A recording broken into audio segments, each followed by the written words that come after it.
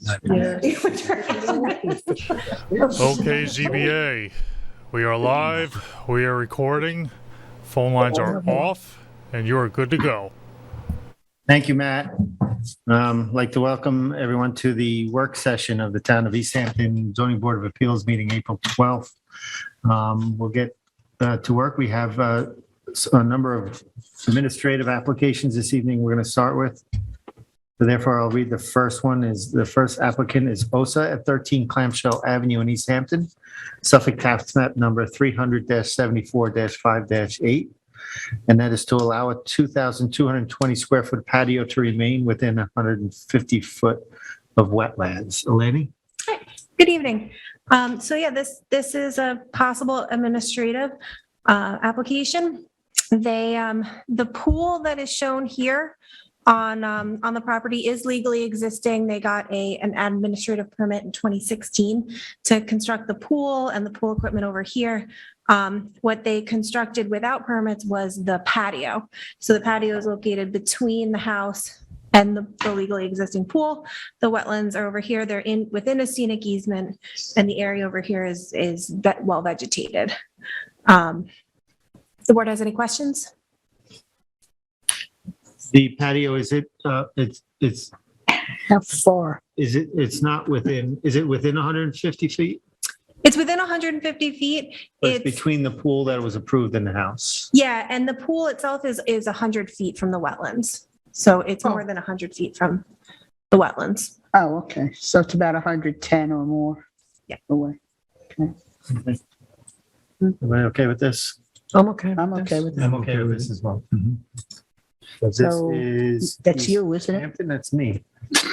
So therefore, I'll make a motion to, for OSA 13 Clamshell Avenue in East Hampton, Suffolk tax map number 300-74-5-8 to allow the application to proceed administratively. Second. I concur, Concur. and I concur. Thank you.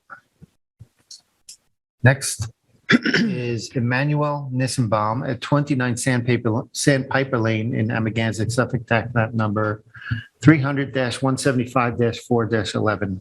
And that is to allow 2 slate walkways and curbing along a driveway to remain within duneland and 150 foot of freshwater wetlands. Great. So this is a survey for Mr. Nissenbaum. This residence had burned down in a fire about 2 years ago, and they received a building permit to rebuild in place and kind. The most recent CO on the property was from 1993, and at that time, it did not show the driveway or the walkways. Mr. Nissenbaum has provided photos showing that they were there in the early 90s. It's just that surveys at that time didn't always include, driveway, walkway, things like that. So it's really just a replacement in place and kind of what had been there. They're not getting any closer to the wetlands than they were. There is a large scenic easement on the property as well. And about how far over 100 are those? These are within 100 feet from the wetlands, but they are in place and kind. So So just a question, Duneland? I know. It's just a question on when you do something like this that was pre-existing like that they're looking to legalize. So the new updated survey would show the coverage calculations on it? yes, it does show the coverage calculations. Okay. Obviously, they're within. So, but I was just curious because the old survey would not have had that information. No, it didn't have that information on it. Will the planning department be looking for any kind of give back from them for getting approvals for this? Are you talking about any re-veg or anything else? We haven't talked about any re-veg with this one. There is a large scenic easement on the property that was untouched. And it is, it's pristine dune land in the back, and there's wetlands in the back of the property here as well. But that is mostly untouched besides, what was affected by the fire. The edge of clearing is just along here, and that's remained the same. Thank you. I'm okay with that. Yeah, this is in my district. I'm good with it. It looks like maybe 2/3 of this is untouched, so that's pretty substantial, I think. Okay. I'm okay with it. Yeah, I am too. Okay, so I'll make a motion in the matter of Emmanuel Nissenbaum at 29 Sandpiper Lane, Amagansett, Suffolk County Tax Map number 300-175-4-11 to allow this application to proceed administratively. I'll second it. Concur. I concur as well. Thank you. Wendy, do you think we should look at the next two in tandem? Sure, I yeah. mean, I think because they are Right next to each basically other. the same mirrored applications. I'll read them both in and then we can deal with them. Gottsell Development, I'm sorry, the first one is GDC Montauk, MTK LLC at 33 Benson Drive, Montauk, Suffolk Tax Map number 300-30-1-8. And that is to construct a residence, septic tank system, outdoor shower, swimming pool, pool patio, decking, and porch within 150 foot of freshwater wetlands. The second one is Gottsell Development Comp LLC, Suffolk Tax Map number 300-30-1-9, and that is to construct a residence, septic system, outdoor shower, swimming pool, pool patio, decking, and porch within 150 foot of freshwater wetlands. See if I can pull them up right next to each other. If they're in the right order, which I think they are. So these two properties are on Benson Drive in Montauk in the Ditch Plains area. They're currently vacant, vegetated, undeveloped properties. They're proposing, each house is 2,200 square feet, and they're proposing swimming pools 20. as well. They're meeting the 100-foot setback, which allows us to bring it forward for administrative review. There are no variances here, meeting all dimensional setbacks as well. They're proposing scenic easements. Both are proposing scenic easements. The Gottsell Development scenic easement is slightly larger. The GDC MTK one is smaller on the other side of the property. They're meeting their clearing. They don't require any variances at all. So it's just if the board feels comfortable with this moving forward And they administratively. are offering up some small easements. Okay, one's very small. That, how much is that one? Is that 33, that one? One on the left? Yeah, the GDC MTK is much smaller. Don't have the exact size of the easement, but I can get that for you. I'm always leery about a pool, and this is Ditch Plains. I did go past the properties though, and they look relatively flat and elevated. I don't know, I have mixed feelings on it. What about you, Ed? Yeah, well, I had some concerns. I went by the property as well, and I think that the second one here, which was Gottsell, that one seemed to have a fairly dramatic depression near the road. I did have a conversation with Eleni about this, and she explained to me that the property did not have wetlands on it, and it was kind of surprising to both of us to be in Ditch Plains and not have wetlands that's any closer than this to this house. And they are they're heavily vegetated, mostly I guess I would say with invasives, and it's a pretty sporadic. My concern was when I first looked at it, is this board generally doesn't look the other way on this kind of full development. There's a house, there's a pool, there's a lot of clearing here before we're done. But I will say that our conversation that we've had, that you've mentioned that, we'll see a certain amount of an easement added to this, and that they're doing basically staying within the limits of, the constraints of the building department code on this, that I see that it's not, nearly as frightening as it was when I first looked at it, but other members of the board may have a different attitude about it. Well, it appears as if the septic system is in the most conforming location as well. Yes. That all looks good. One concern I have, we know Ditch Plains has become a mixed bag of smaller, original kind of properties and larger. And Benson seems, when I drive, east to west on it, seems to have more of the older style one-story houses. And these are both 2 stories now. And it's also a very wet street as you go west on it. But, I don't know, looking at it in discussions, as mentioned with Eleni, I guess I could let go administratively. Yeah, it's my area as well, and I'm, after the conversations we've had and seeing that it is being done, as the chair says, about as effectively as you can in setting placing the septic system, so I'm willing to go with this administratively as well. And I'm appreciative of our Montauk contingent doing such a diligent job of this. So I'm going to follow your lead and also agree. You can have a hearing. You want a hearing? And also, it will be posted, and if there is any public concern, Yeah. they'll let us know. Agreed. I'm fine with it. Okay. Get a motion? So you want me to do motion for both right No, you away? do or- one and I'll do one. Okay. We'll do the first one, the little scenic. easement. Okay. In the matter of Sharing is caring. GDC Montauk LLC, 33 Benson Drive, Montauk, Suffolk County Tax Map 300-30-1-8. I'd like to make a motion to allow this application to proceed administratively. I'll second. Concur. Concur. I concur as well. Thank you. Okay, and I will make a motion on Godsell Development Comp LLC, Suffolk County Tax Map 300-30-1-9 at 35 Benson Drive to allow this application to be processed administratively. I'll second that as well. I concur. I concur. I concur as well. Thank you. Next up, we have John Alsop at 89 Mulford Lane in Amagansett, Suffolk Tax Map number 300-106-2-13. And that's to demolish an existing residence deck, shed, patio, and septic system, and to construct a new residence fencing and sanitary system with 150 foot of freshwater wetlands. Okay, so this is the survey. This is a redevelopment. This property is currently developed. They're proposing to demolish the existing residence and construct a new residence.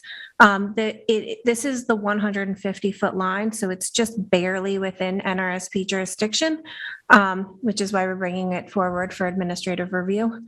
It will be an upgraded sanitary system in further from the wetlands than the current system. And it's mostly just the deck and a small portion of the residence that's within 150 feet of the wetlands. Other than that, there's no other variances? No No area variances. variances? Nope. Yeah, it meets all dimensional setbacks, everything else. Yeah, and this is in my area, and I took a look at it, and it seems to me to be an improvement over current circumstances. That the housing is centered on the property, the new septic, et cetera. So I'm good with this going administratively. Yeah, I visited the site as well, and I agree with Member Brenneman on this, and that is that this is a very narrow lot. I think it's 50 feet wide.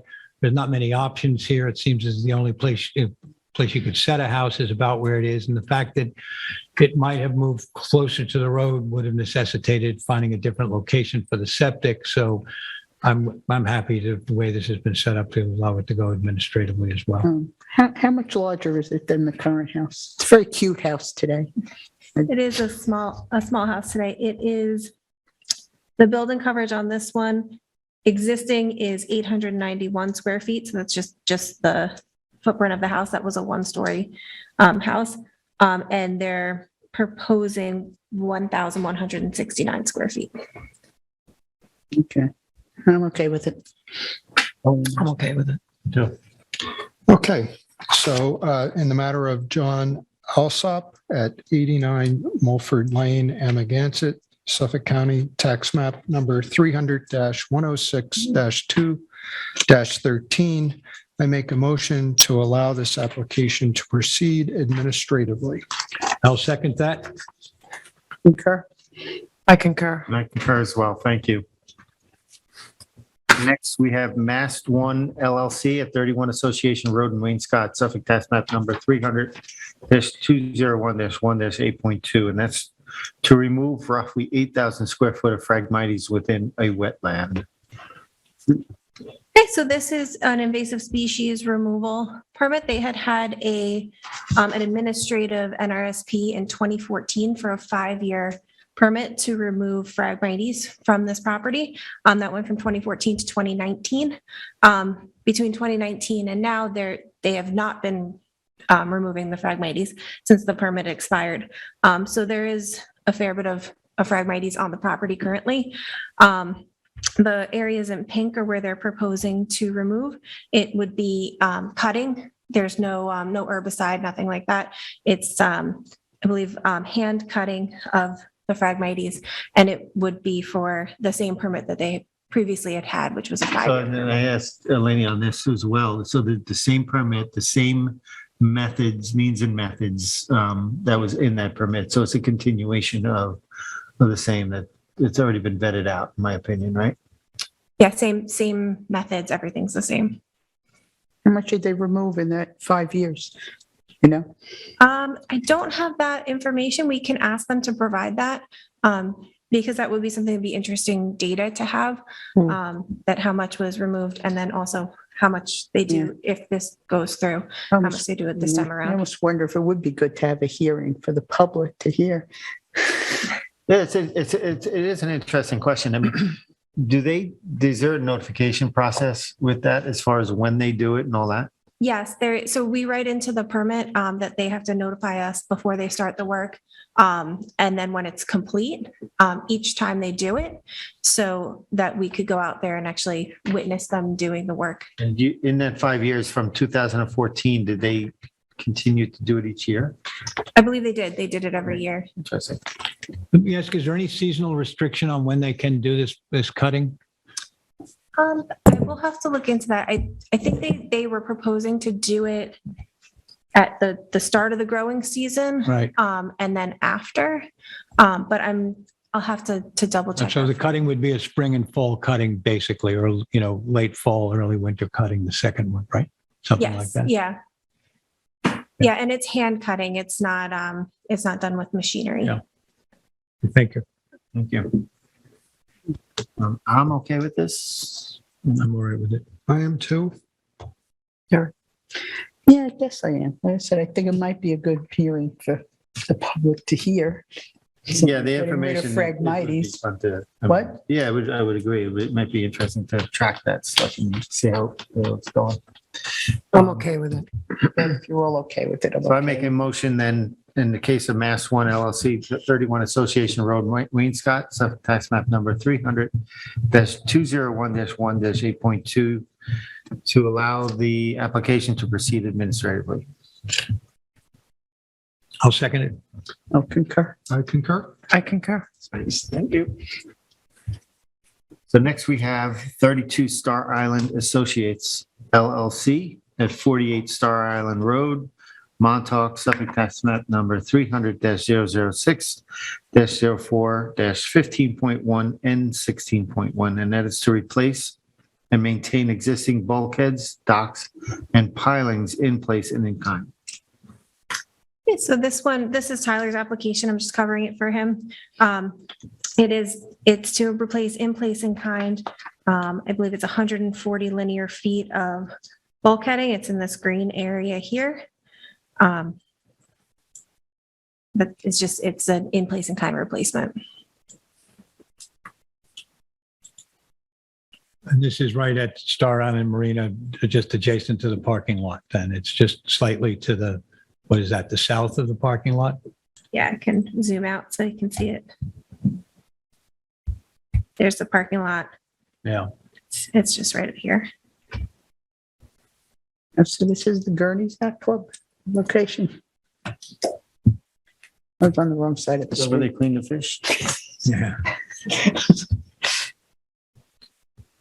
I had a conversation with Tyler about this because we had some concerns. Remember, Berger and I went looking for it, couldn't quite find exactly where we were looking for. And then we were instructed correctly by Tyler Borsak. And he said, that there had been some other ideas.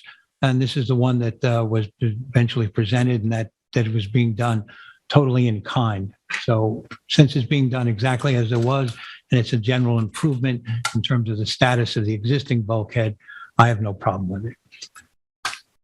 Yeah, in place in kind. Okay, I'm okay with it also. I am as well. Me too. Me too.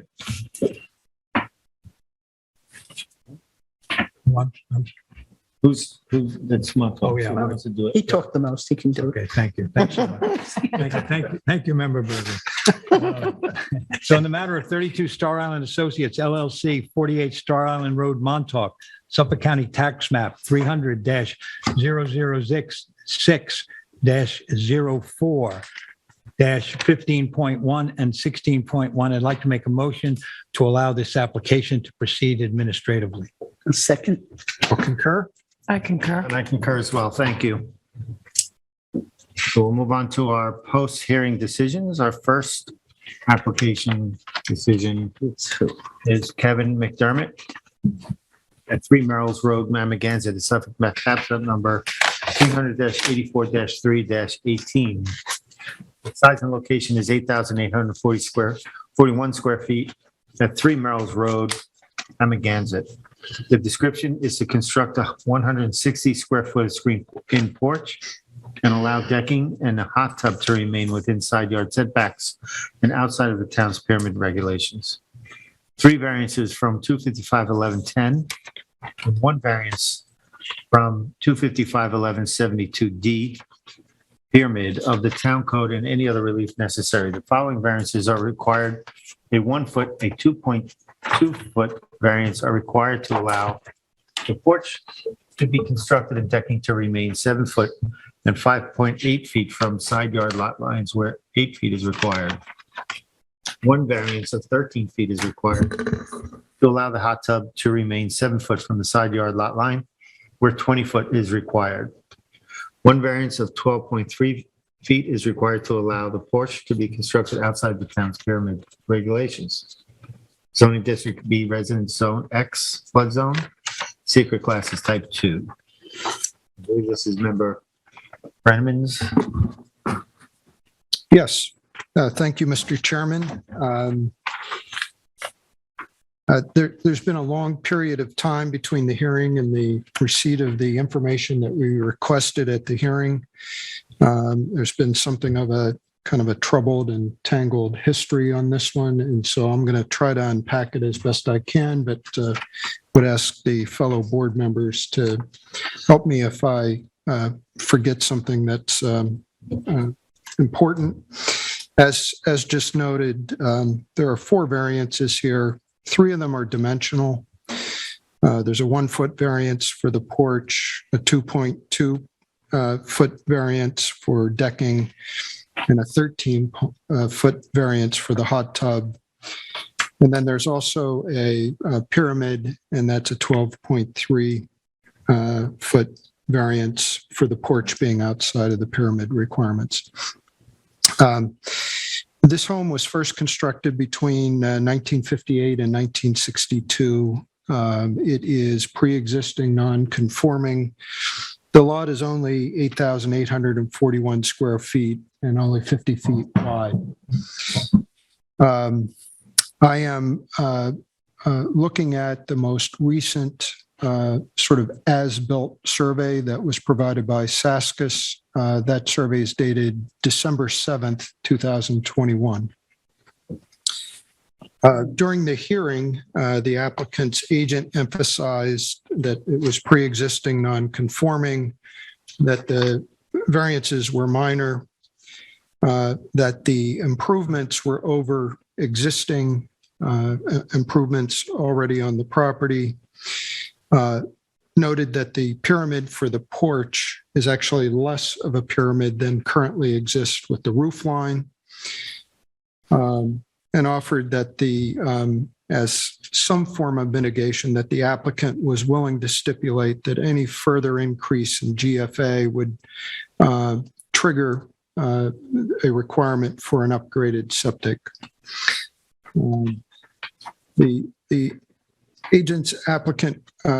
applicant's agent also emphasized the uniqueness of the application, and that is that the land to the immediately north of this property is owned by the same applicant, and the land to the east or the rear of the property is owned by East Hampton Town, specifically trustee land. And then the land to the immediate south, which is also impacted by this, that there is an email of support that was dated October 5th, 2020, from the property owner, and again, in support of it. The planning department detailed the history of the property, which was not great. This entire process was initiated with a roof repair, which the repair was started without a building permit. And as a result, the town issued a stop work order in December of 2020. They then expanded into interior improvements. And again, another stop work order was issued. And finally, the dimensional and pyramid variances were noticed on this application. And the planning department also noted that an upgraded septic would certainly be an important mitigation to offset these variances. Also, was some suggestion that it was possible that the lot to the north and this lot could be merged, and that would reduce or eliminate some of the variances. You'll recall the hearing was challenging because the work being proposed at the time did not match the work that had been done. And we requested a number of things from the applicant, including as-built plans, copies of the building permits, the building inspector opinion on whether these improvements would result in a GFA increase, and if that would trigger a septic upgrade, and then an as-built survey. And so then over the last, what ended up being 7 months, we did receive an updated letter from the applicant in the planning department. It was dated February 22nd, 2022, basically outlined the sequence and his rationale. Honestly, in reviewing that, it was hard to determine whether that letter helped or hurt. I would say it was likely very honest, but it did lead to some additional questions. However, we also received a letter dated February 14th from the agent. Generally, that one reinforced the application and the variances, really didn't introduce anything new. We have the updated Saskus survey, as mentioned, which is December 7th, 2021. We also received an updated pyramid analysis from Saskus that was dated January 29, 2021. We have as-built plans received by the planning department on December 8th, 2021. Those came from an engineer by the name of David Silverberg. And then finally, we received a memo from Eleni dated February 11th, 2022. It reinforced that this was put in front of our building department, and the view was that this construction does not meet the threshold for a mandatory sanitary upgrade, and that the enclosed porch here results in no increase in GFA. Also, that the as-built survey indicates the deck is 5.6 feet from the northern lot line and not 5.8 as noticed, and that the applicant will either have to apply for the greater variance or reduce the size of the deck. So it's taken 7+ months. We now appear to have what I would term a completed application. I'm troubled, I'm sure the board is, by the history of non-compliance here and by the lack of mitigation for the variances requested. I have to say that balances with the fact that the variances are very modest and can be viewed from the uniqueness of this property. The property, as mentioned earlier, is pre-existing, non-conforming. Most improvements will need a variance that any improvements they're going to do on this. And the porch, decking, and hot tub are all over existing improvements. Again, the property to the north is the same owner. The property to the east is the Town of East Hampton trustees. And the property to the south is the support of the application. In terms of mitigation, the applicant's agent did offer a commitment that any future increase in GFA will trigger a new upgraded septic system. I would suggest that we need to make sure that we note that. But purely against our area variance standards, I find, with the exception of the porch variance, which is the one that's incorrect, that this application does meet those standards. Non-compliance is not one of our standards. And so from my point of view, the variances are relatively minor. The property is challenged. There's a lot of unique characteristics here. I find my way to be able to approve, again, all but the variance for the decking, which is a 2.2 foot variance because it's just incorrectly stated on the application. So I would approve the other two dimensional variances and the pyramid variance, just based on that pyramid being less than the current pyramid that exists on that roof line. And that's it, Mr. Chairman. Thank you. Just a question to qualify the decking variance. You're talking about the decking on the north, the variance on the north. Is that correct? Yeah. Okay. For me, then that's the one that's contiguous to another lot, usable lot, Yes. potentially usable lot.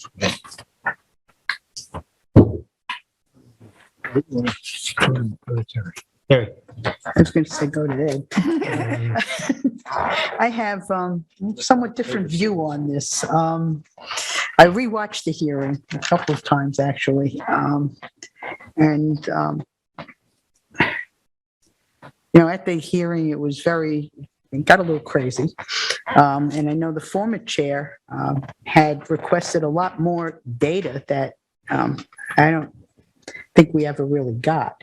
I think he wanted the plans at the time, the plans that were permitted for the interior work, and then it was stated that we would go to the building inspector to confirm whether all those plans were accurate as far as what they got for the permit and what they actually ended up doing and changing several times. And the whole history of this thing with the upzoning that occurred over time. I don't know where this house was all this time, but as the planner also stated at the time, was that all of these could go away if they just merge those two lots. Right now they're on a seriously non-conforming lot, but it disturbs me that we didn't get. I was hoping that maybe Tim had all that a lot of the data and the information that was requested at the time of the hearing. And the agent asked for 3 months' time, and now it took 6-7 months. And it disturbs me, the whole process and the whole sequence of events that have happened. Yes, most of the variances are small. The variance to the north for the pyramid is disturbing. It's large, and those could all be eliminated completely by just merging the two lots, which was pretty much recommended by the planner at the time. So I'm not really in favor of approving it. We can move on and we'll come Yeah, back. let's see. No. And you have to abstain, right? I'm upset. So I have many of the same concerns that were voiced by Member Berger. As was pointed out by Member Brenneman, this was a contentious, I would call it, hearing where some things were pointed out at the time. that were disturbing to all the members of the board, particularly the former chair. There was a great deal of discussion about that at the time.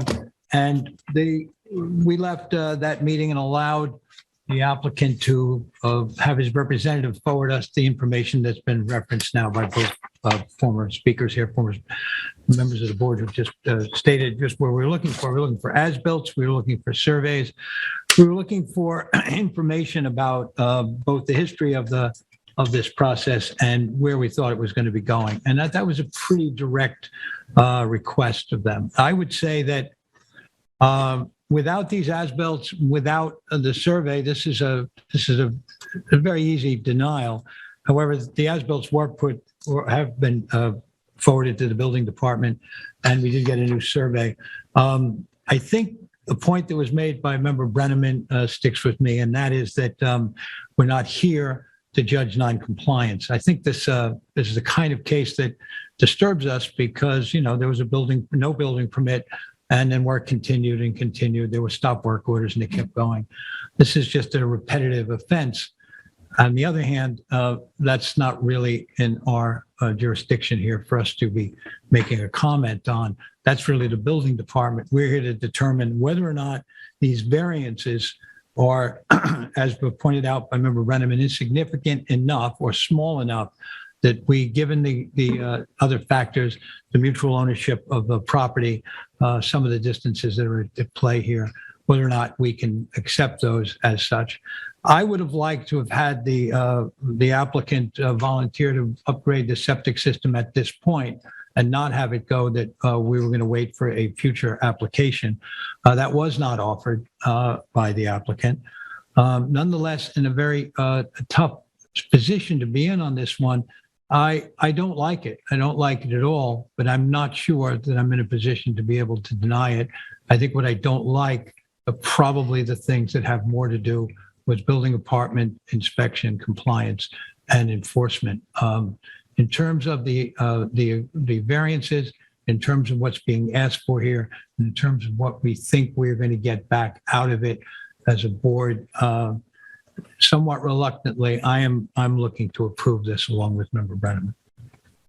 If I make comment that I should have said before I was reading this, one of the standards for 255-8-50 is whether the benefit sought by the applicant can be achieved by some method feasible for the applicant to pursue rather than an area variance. And one of those clearly brought out by the planner is that they could have merged the lots and all of those variances would be unnecessary. So, and stick with my denial. Okay, thank you. I agree. This was a difficult and troubling application. When you look at what Member Brenneman was bringing up, and is the uniqueness to the south with the trustee land would probably, in its most sense, would be a no-brainer because we can say that would truly be uniqueness. But being contiguous to the property to the north, even though the owner represents that it's the same ownership, we're still approving something in perpetuity. That lot can always be sold. I would have too. I do agree that that lot would have been nice to have merged. I don't see, it's not going to happen here, I don't think. So I agree with the assessment that the variances are small. I don't like this application. I think that one of the things that the previous chair was asking for was to whether or not we can evaluate whether a septic system was required or not. I'm satisfied that the circumstance, the fact that if there is an increase in GFA, that would automatically trigger a septic system. I'm satisfied that that's reasonable mitigation. So I think would approve reluctantly with this application. The history of stop work, non-plans. No, it's a terrible situation. It's not easy. Okay, but then it's an undersized line, well, okay. Yeah. Not open. Oh, no, well, we don't need to make a motion. Question is to council if we have enough information there for you. Yeah, I do. But the one thing I had a question on was Terry mentioned the type of data that they were hoping to get. And I think Ed answered it with the hope that they would get as-built and surveys and a little bit more detail on the process. Obviously, a It was revised survey, much more obviously, a revised survey is an as-built, but Right. I think the information was being requested to see what was previous and what was done Right. overall. So I was just trying to confirm that that was the type of information you were looking for Right. when Am I Terry right? mentioned I it think and that then it is was correct, echoed. yes. Very good. I also rewatched the hearing as probably others did because it's Plenty been of so detail. long. I know. I couldn't remember when it was at And first. you have the reason I'm dissenting. Yeah, okay. Thank you. Next, we have Kevin Bishop at 21 Old Stone Highway in Springs, Suffolk tax map number 300-063-05-10. Size and location is 42,125 square feet at 21 Old Stone Highway in Springs. The description is to construct an 8-square-foot generator and to allow approximately 60 linear feet of existing slate walkways, approximately 100 linear feet of stone walls, an 80-square-foot brick patio, 2 90-square-foot gravel areas, and with flower boxes. Approximately 250 linear feet of fencing with a gate and 9 square feet foot piece of artwork to remain on a parcel that contains tidal wetlands.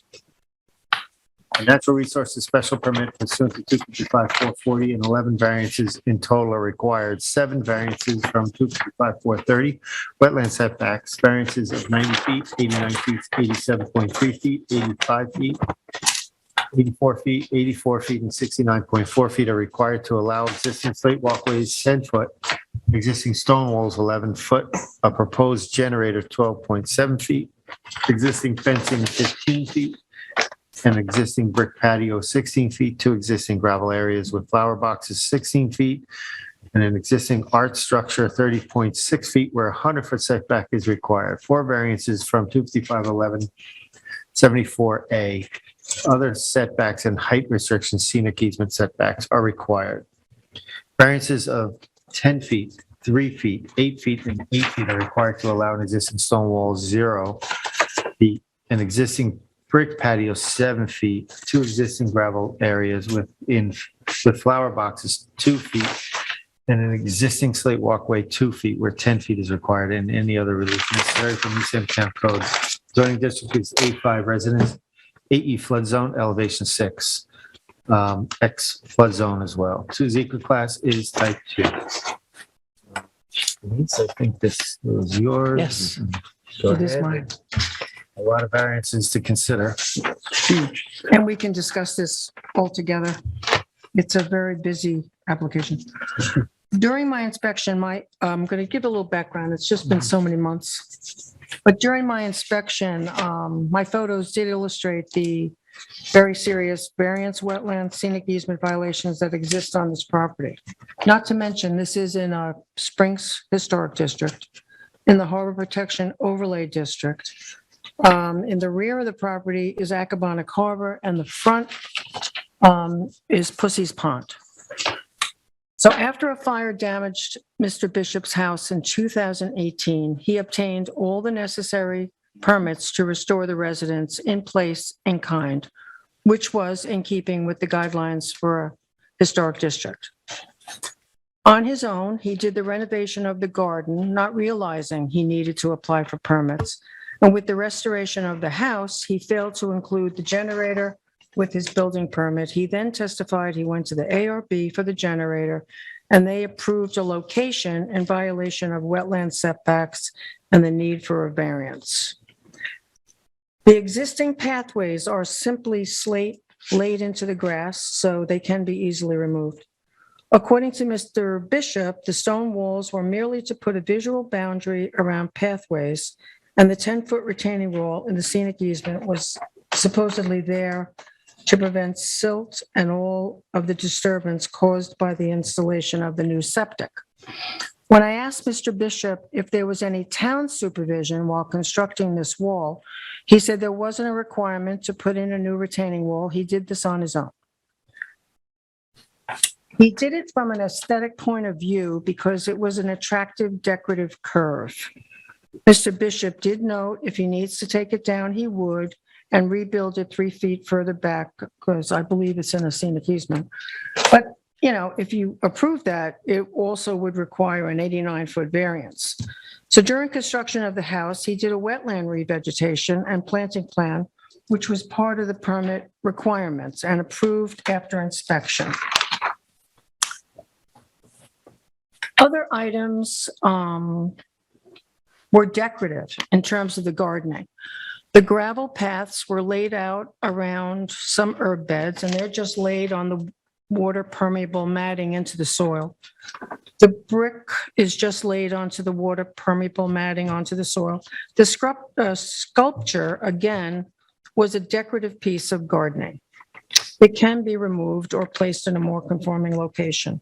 He has not yet applied to the ARB for any type of fencing. Building inspectors made him aware of all the issues. Now, before I go further, I really have to commend Mr. Bishop on his submission. And I really appreciated the fact that he gave this a lot of thought because there's just a lot going on here. He is agreeing to remove the stone walls bordering the wetland and scenic easement and plant the bank with the same mix of ferns and grasses already found on the other slopes of the gardens. He's agreeing to remove the deer fencing bordering the wetland and scenic easement, remove the arbor towards the front of the property. Just want to take out my photos. Did I not take these out? Move the arbor, which is towards the front of the property, and replace it with a split rail fence. He's also willing to lower the mesh fence at the front of the property to 4 feet in line with the height, which he's entitled to anyway. I mean, he can just get a building permit today. He's willing to reshape the small stone wall bordering a flower bed at the rear of the property so that it no longer encroaches into the 10-foot setback for the scenic easement. Well, that you could actually agree to if it weren't for the fact that you'd also have to be granting an 89-foot wetland setback. He's also saying he'll reshape the small brick patio by the chimney breast so that it no longer encroaches on a 10-foot scenic easement. And what makes that difficult is, again, you would be granting a very large variance. In terms of the generator, I have to honestly say I have sympathy for that situation because he did go to the building department. He did properly, do what he was supposed to do in terms of getting permission.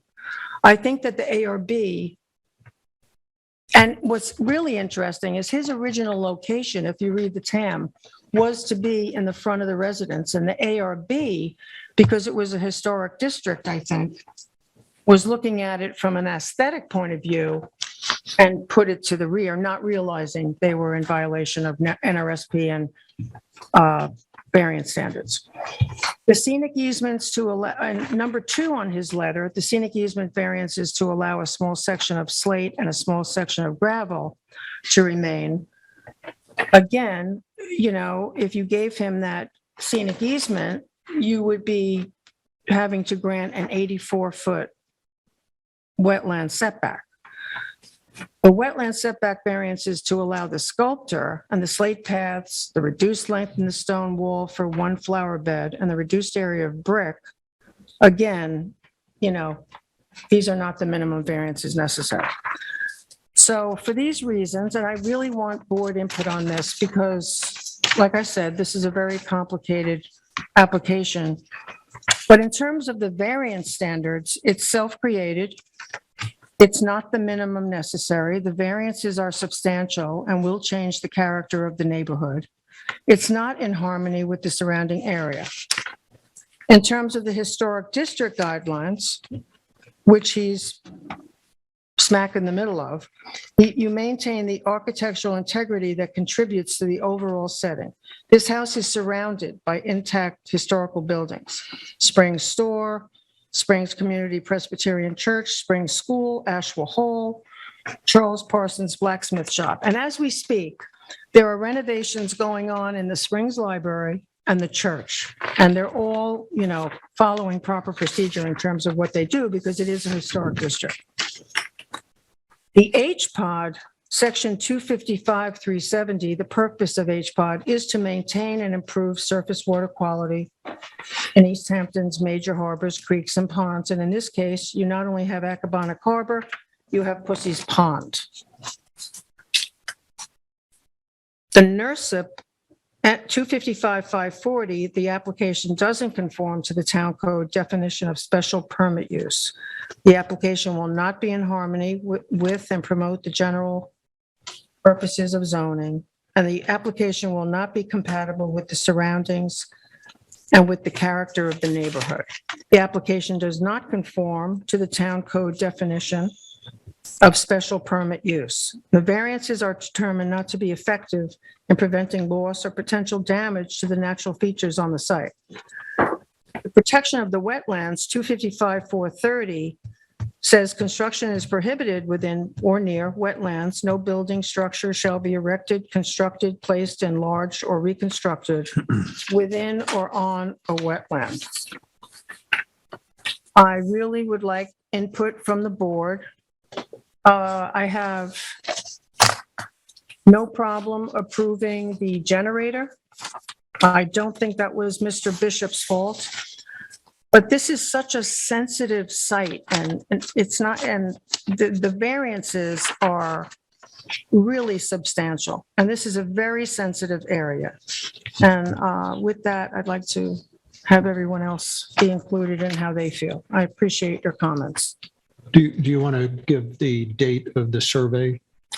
The date of the survey. The latest? I have it in February front of me. 4th, I think February it's- 4th, 2022. Okay. Yes, that one. February 4th, 2022. 2022. Okay. So, and to know, and Denise, you're on the right track here too. We have probably three options here: to approve all, deny all, or approve Yeah. partials. I don't know what to do. So, So, did you address these, the piece of art? Yes, Yes. she did. Okay. Yeah. All right, who wants to go Well, next? I'll go next. Okay, I go. actually agree with everything you said. I'm looking at my list, Very what I thorough, came very up thorough. with. And See that? two variances that I am looking to approve. The generator, basically for the same reason that you had. It's going to be 12.7 feet from the wetlands. And so that's what, 87.3 variance, huge variance. But however, because it was directed by the ARB, even though we don't have to stick with that, and the fact that it is for generator pad and it is the historic district, I would look to approve that one. And the other one that I am looking to approve is the artwork. It's 30.6 feet from the wetlands, so it's a 69.4 variance. And please check my numbers because this was a little wild. As far as all the others, the fence, he's making 4 feet. I'm okay with that. He's taking out the arbor, making it a 4-foot gate. And that wasn't one of the original ones anyway, I believe. But I feel the same way about the partials, that he wants to do a partial stone wall removal and a partial brick patio removal to bring it the 10 feet away from the scenic easement. However, that still leaves huge variances from the wetlands, which I believe, if my calculations are right, 84-foot variance for the gravel areas and 90 feet for the slate walkways. I also was looking at the pictures, and one of the gravel areas where he had the herb bed almost looks like he could cut back the gravel part. Get it out of the scenic easement variance. But that still doesn't buy much. I will buy a couple of feet on 84-foot variance needed to retreat from the wetlands. No, I don't know that another couple of feet would really change my mind on that. So I'm pretty much just looking to approve those two variances, but also would like to. Generator and sculpture. Sculpture. Just wanted to. And 4-foot fence. Well, the 4-foot fence he's entitled to. He's entitled to. Yeah, so, yeah. It's really, It's, in the front. He's entitled to that. Tim? Okay. Yeah, it's a unique situation, right? There, his property is surrounded by two sides by Accabonac Harbor. And the front of his property has got historical ramifications. His scenic easement, which is enormous on this property, I think covers three sides of his property. So very little here that doesn't have some impact.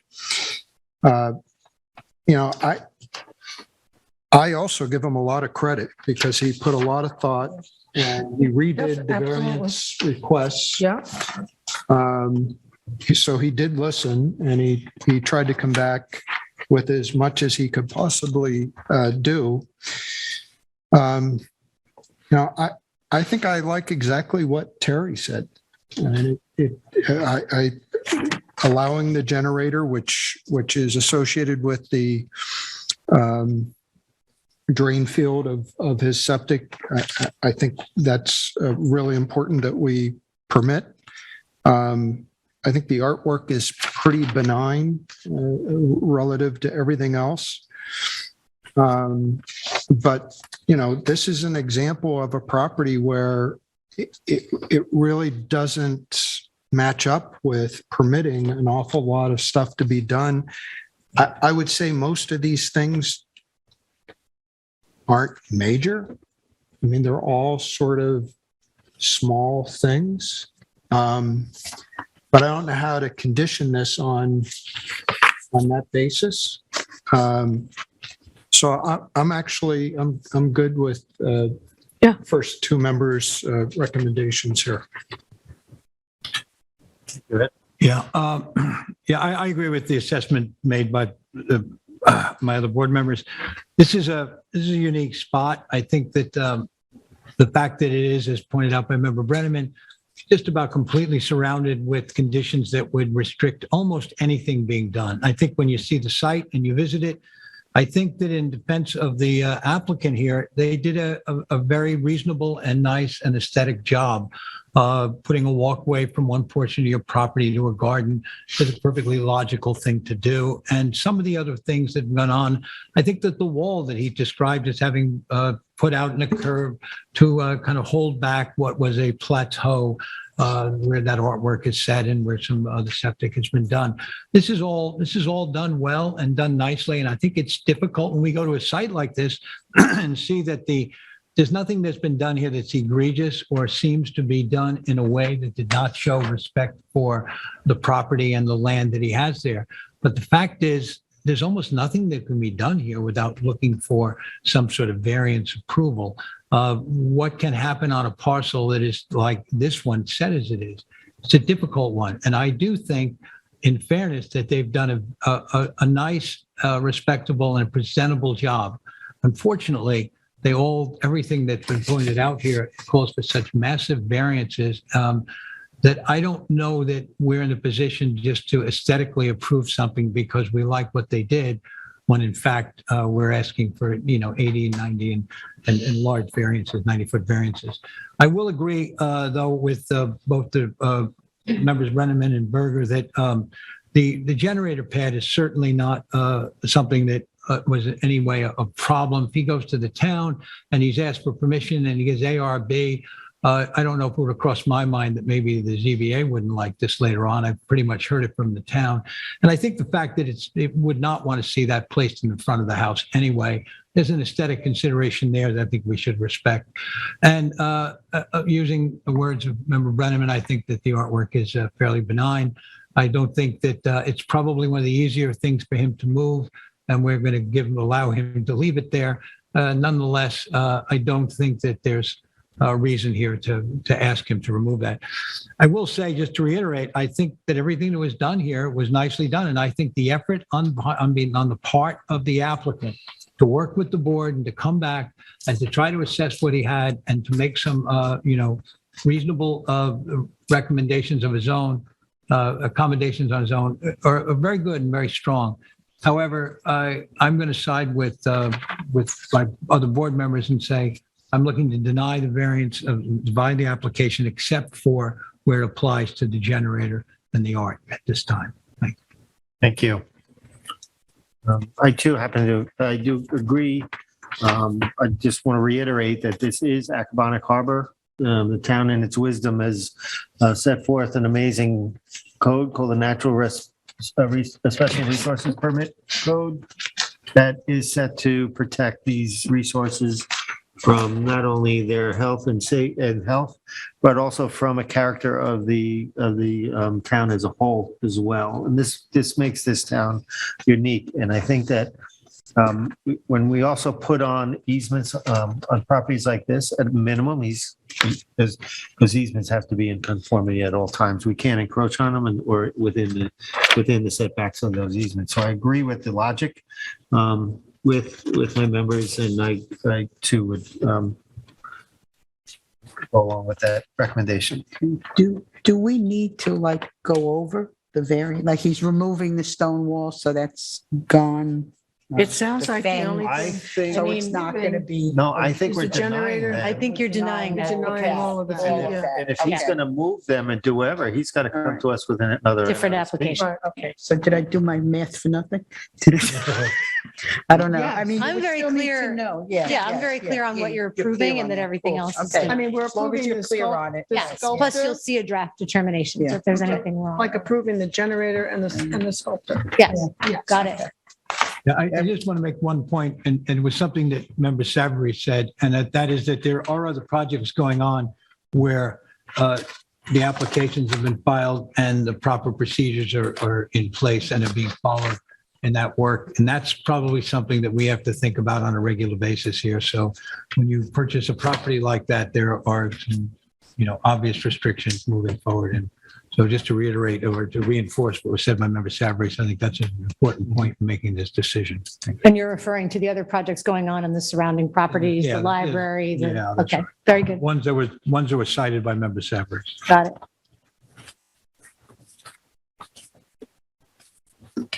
Thank you. Roy, can we take a 2-minute break so I can go grab a sweater? Sure. Bring a bunch of I'm them. like.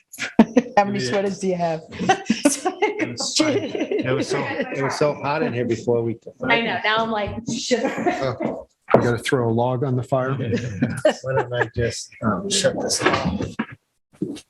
See, look at this. When did you That's tell me 43 today? I just got this. Because Bishop is. You know why? Okay, that's what Because I don't, you have to call my house. I don't get I just got There's this. two of them. There's Just one on literally. this side. Yes, That just was quick, I huh? got all these now because I'm in this area that has a cell signal. Oh, that's right, you have a Look at this, my cell signal. sister, my cousin, where it is. It's the one that you have. Everywhere. oh, it's right. But I don't have, I'm just getting all these now because I don't have a signal. Look at this. It's crazy. Oh, that's right, I didn't realize that, see? Yeah. Yes, really. Thank God they're not emergencies, right? Yeah. Okay. Look at my agenda. You could put it, attached it to Bishop.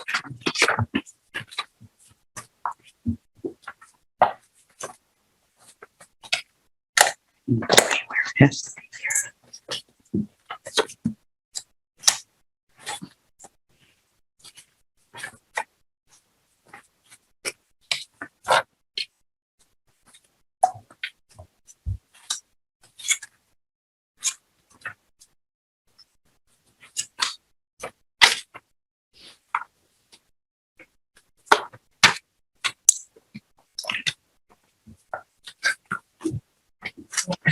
to. Mine is in my book.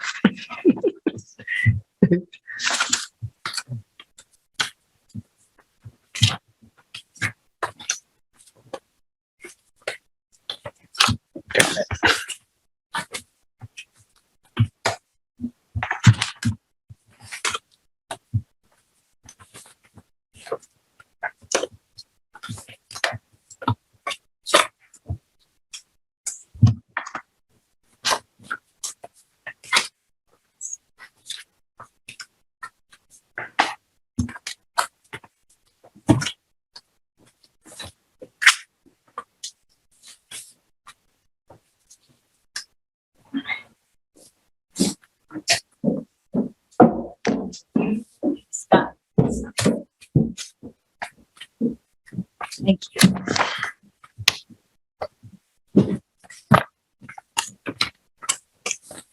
Okay, ready to go? All right, so our next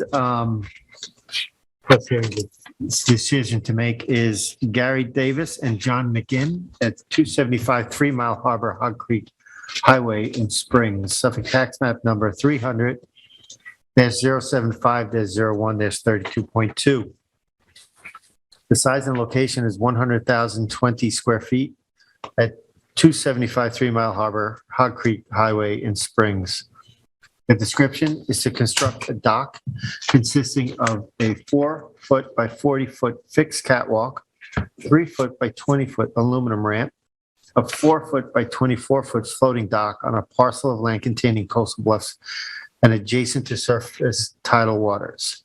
The relief sought is a natural resources special permit pursuant to 255-420 of the town code.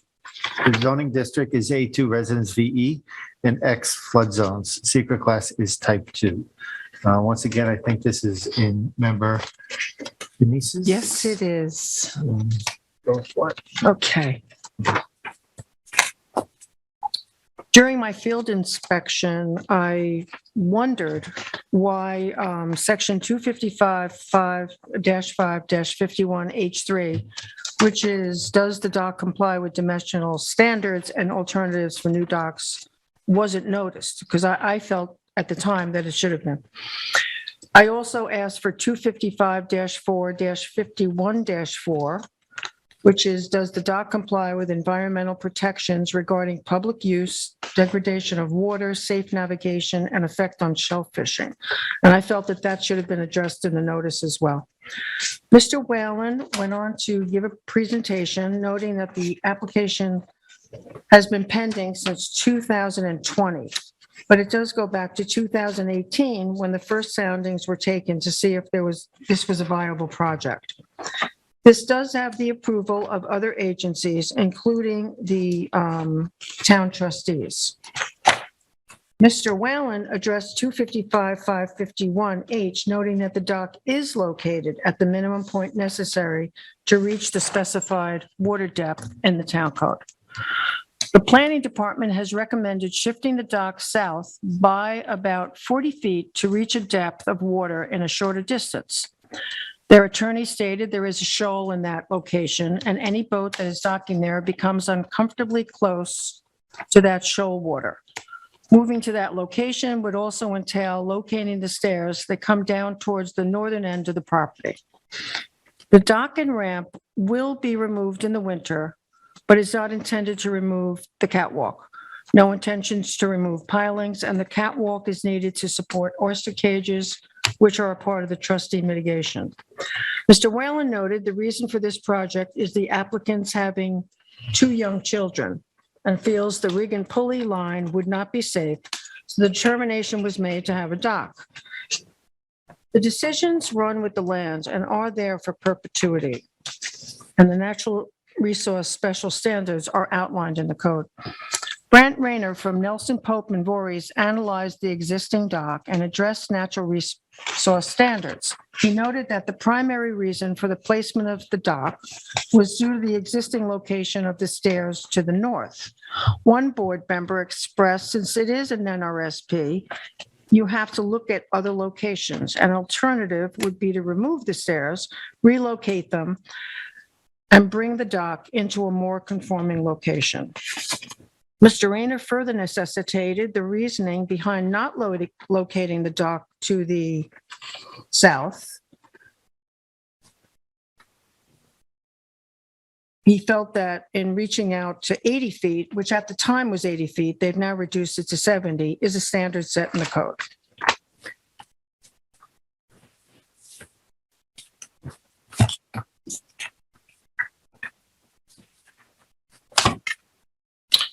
I feel that this application, this dock as designed, does not meet the NRSP standards because it is not the minimum length necessary to get to a 3-foot depth at mean low water. If we could pull up that survey, is it there? Okay.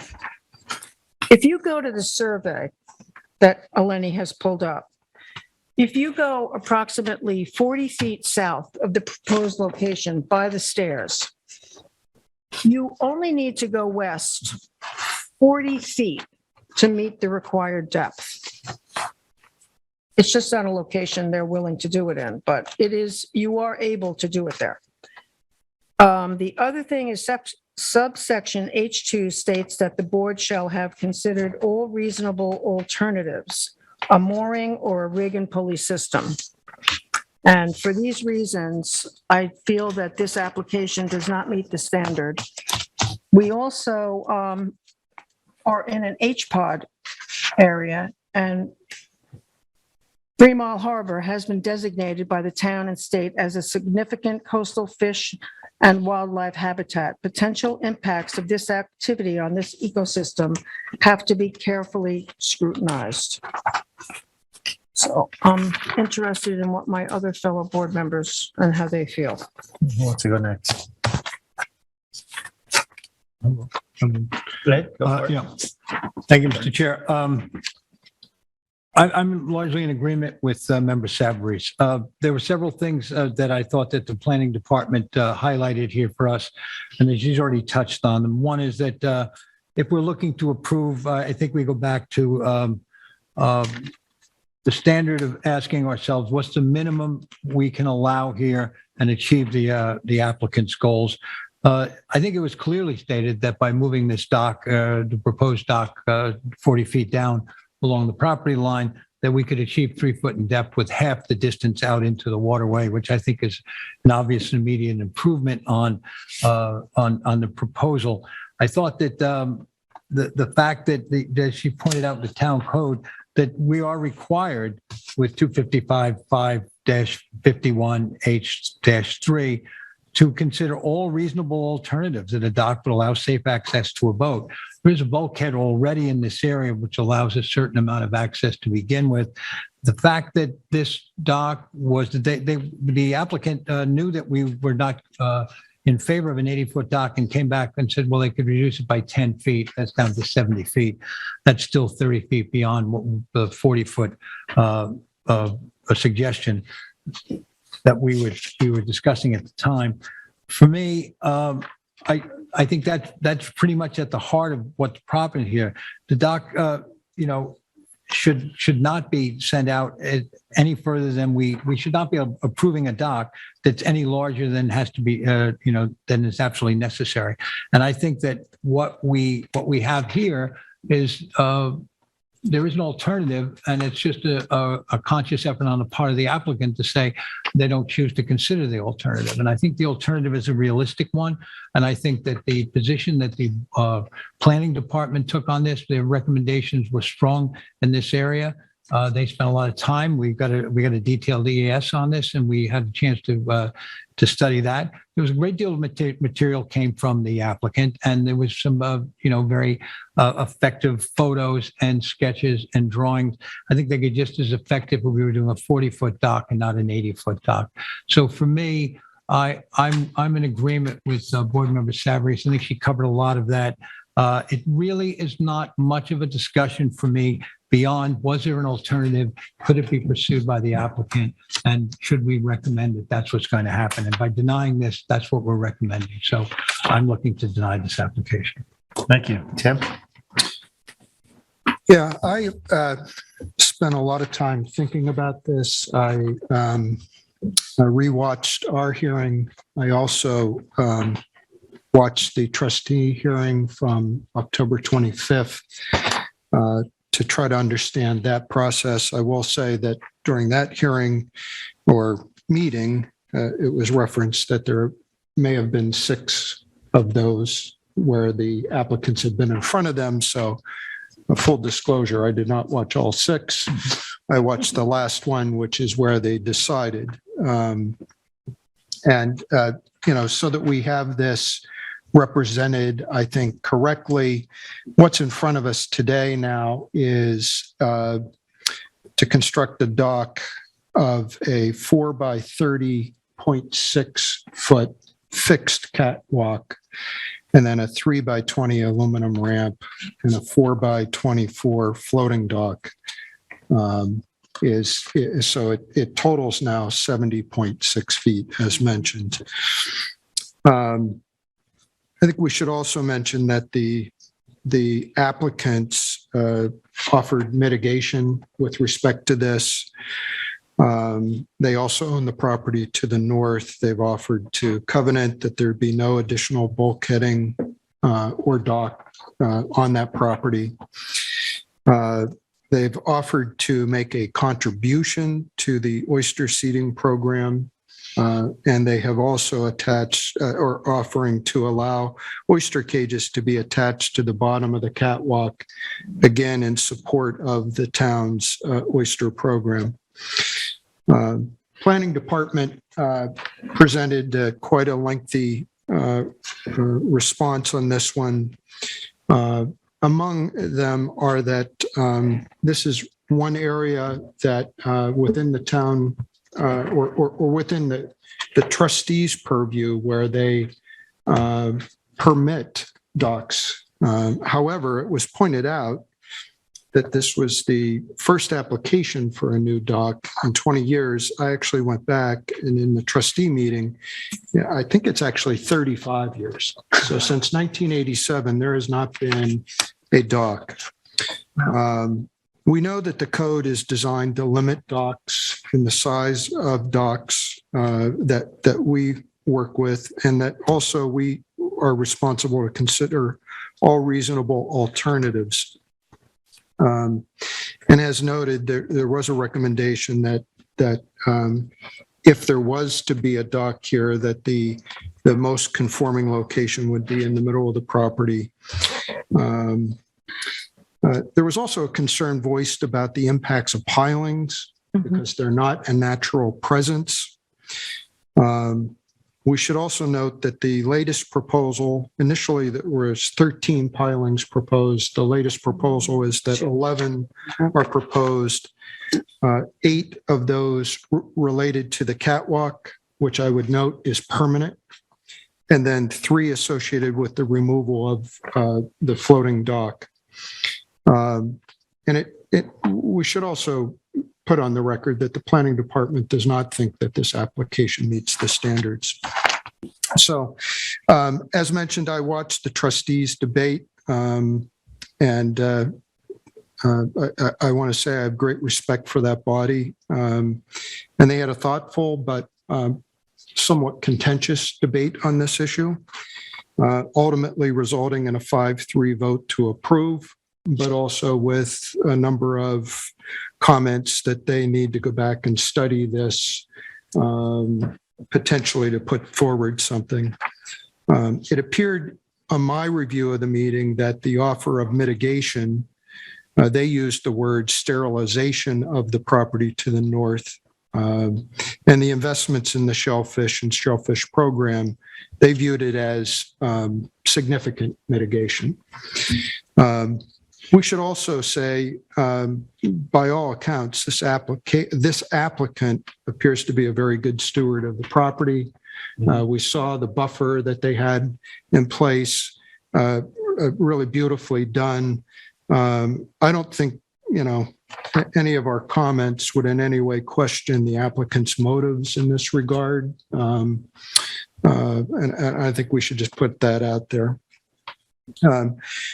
Relative to codes, I agree with Member Savarese with regard to, it should be 255-420. It also should be 255-551. I also noted that within the body of 255-551, that there is reference to another code that would apply, and that's 551E, which is coastal structures. And I'd like to make some comments specific to that, but I'll get to that in a minute. So, I've thought about this, and I come back to questions like, why after 35 years are we as a community allowing new private docks on 3 Mile Harbor? And, one of the things that really concerns me about this project is this. Okay, we good? Yep. You hear us, all that stuff? All good? Yep. Even if we lose a Thank you. Okay. What's happening with the screen right now? Oh, it's just timing out? No, it rebooted, so it's gonna be fine. Yeah. All right, just go for it. Doesn't matter. Okay, thank you. Just to announce, we had a technical difficulty. Our internet has went down, so LTV has kindly set up a manual recording for us, video, which will be which will meet our public meetings law. So we'll continue. Member Tim Brenneman was in the middle of his discussion on the dock application before us. So Tim, you want to continue? Sure. So I'm going to continue my comments on the Kerry Davis and John and McGinn application at 275 3 Mile Harbor Hog Creek Road in Springs. And I was just saying that I've thought a lot about this. Questions like why after 35 years, are we as a community allowing new private docks in 3 Mile Harbor? And I'm really concerned about the scale of the project. As I mentioned earlier, 11 pilings are going to be driven into 3 Mile Harbor. And according to the applicant's representative, 8 of those pilings will be driven into the beach and above water during a mean low tide. They will be permanently attached to the catwalk, and then the other 3 will be driven into the marine bottom end and support the floating dock. Visually, there's no question in my mind that this is going to be a significant structure, 70 feet long, 11 pilings. They're permitted by the 255-551H code, but that doesn't mean that they aren't substantial. I also wanted to talk for a minute about precedent. Because we live in a world where we know that decisions that the zoning board makes immediately creates precedent.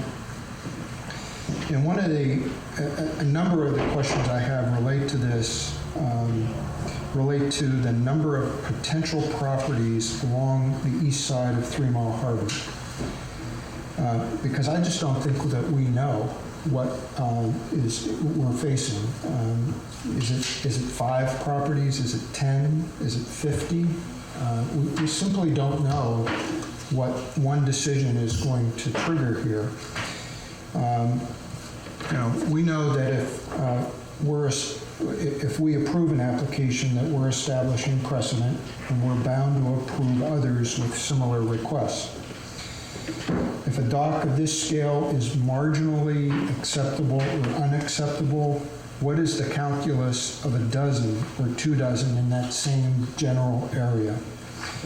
We simply don't know the impact of this decision, which effectively establishes new ground after 35 years of dormancy.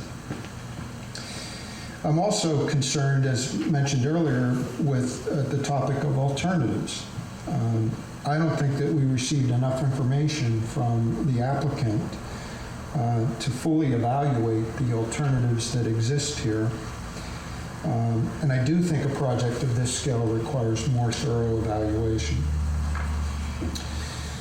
Back to our standards, 255, 551 docks. We know, based on our reading of that in general, this application looks to support the language within that portion of the code. But I would also say that as you read that code, there is a specific reference to another portion of 255, 551, and that's letter E. And specifically, letter E relates to coastal structures generally.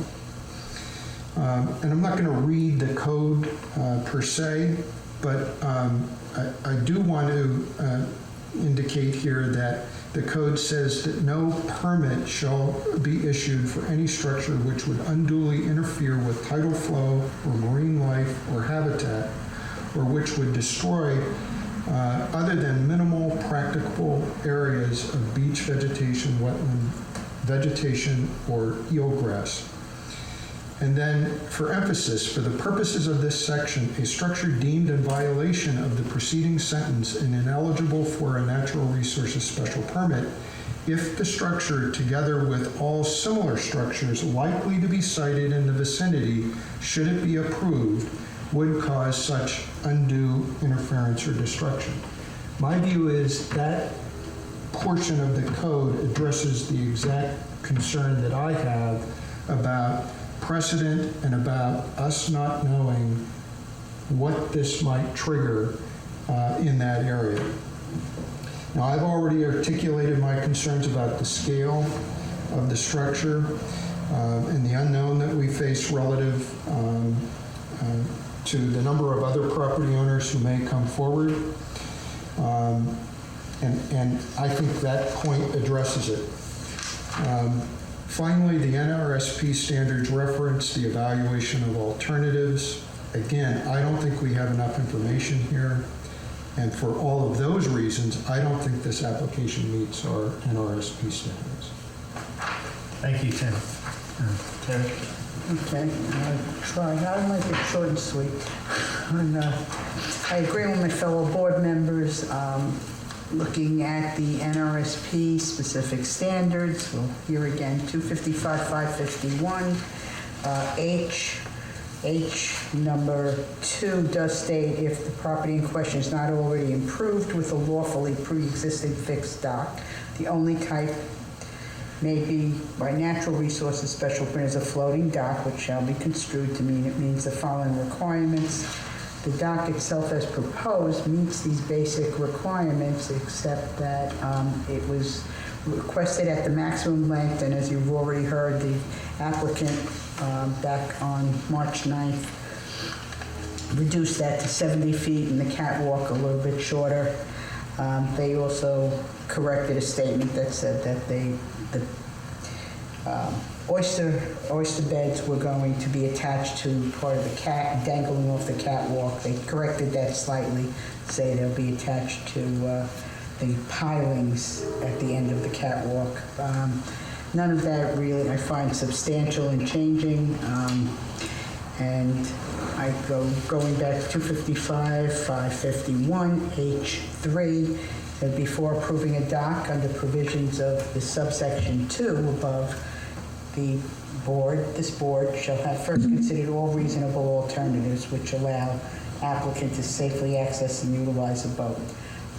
The rig lines that were pretty much dismissed by the applicant's agent, and there was also an alternative position that the dock, as was already stated, of 40 feet south of the property could be done with a 40-foot dock to meet the requirements of the mean low water mark. For these reasons, I am also going to deny this application. Thank you, Terry. I'd like to take a look, maybe a little bit more in depth of the town code, because I believe that the question of whether or not a new dock is compatible with 3 Mile Harbor at all is that question here, whether we entertain options or not. And basically what I'd like to do is go walk through the code a little bit and see what it says relative to the town of East Hampton and its natural resources.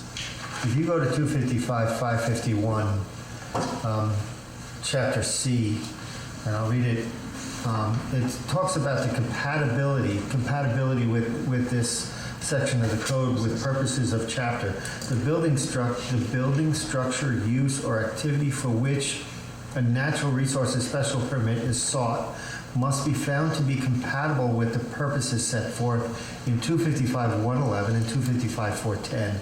Both these 255-111 is dealing with the purposes of the town zoning code townwide, and 255-410 is dealing with the purpose of the NRSP code in 255. 551, as we'll look forward. I'll come back to that in a little bit. And in item D, says the preservation of natural resources, all structures and uses other than coastal structures shall be located on upland and shall be located so that no natural resources feature or system designated hereof will be diminished in size, polluted, degraded, or lost, or placed in peril thereof, in order to establish such structure or use. If there is inadequate upland for the structure or use proposed, minimal exceptions to be required of the section may be authorized in the permit only after, and this is when they go into the alternative uses. And I won't go into that because we've already mentioned that. And Tim brought up E, and for that, I think we should read that into the record because I think this E is an important one. Coastal structures generally, a coastal structure may be placed at any location on a lot if the structure and use associated therewith are found not to be detrimental to any natural resources, feature, or system designated in 255-412 hereof, that no permit shall issue any structure which would unduly interfere with tidal flow, marine life, or habitat, or which would destroy any other minimal practicable areas of beach vegetation, wetland vegetation, or eelgrass. For the purposes of this section, a structure will be deemed in violation of proceedings sentenced and ineligible for natural resource special permit structure. I want to bring up, because if you remember in the hearing, give me a second here. The Nelson Pope Voorhees report brought up the reason for the location, for approving the location of this dock, was that there was no eelgrass. And I was a little bit startled by that reasoning because it was also testified that this area of the 3 Mile Harbor is significant to the shellfish, all scallop, oysters, which is evident in their proposal for the oyster maintenance program. My question is, why is there no eelgrass? That should be really what should be studied. Why hasn't eelgrass come back? Is the town in 1987, at the same time the trustees put a moratorium on docks townwide except for this section? Is there a correlation there, and is there intelligent at that time to say that we need to, there's a problem with our area? Not only that, but they're looking at the character of the neighborhood. I think the question is, why isn't there eelgrass? And by imposing another structure, is it going to impede the return of eelgrass, especially in an area that's important to shellfish?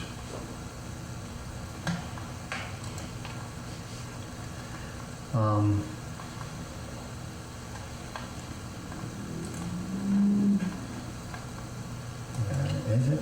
Oh, I gotta go there.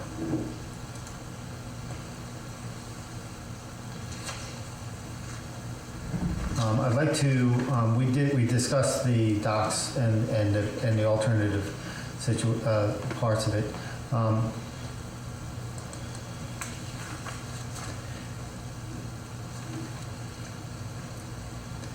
Again, the issue, and we all brought this up, is whether or not the dock is the minimum length necessary. I think they went And contrary to that, the applicant actually went to the maximum length, and although they, at the end of at the end result, they want to cut it back, I don't think it still is the minimum length necessary, and this board is charged with approving the minimum length necessary.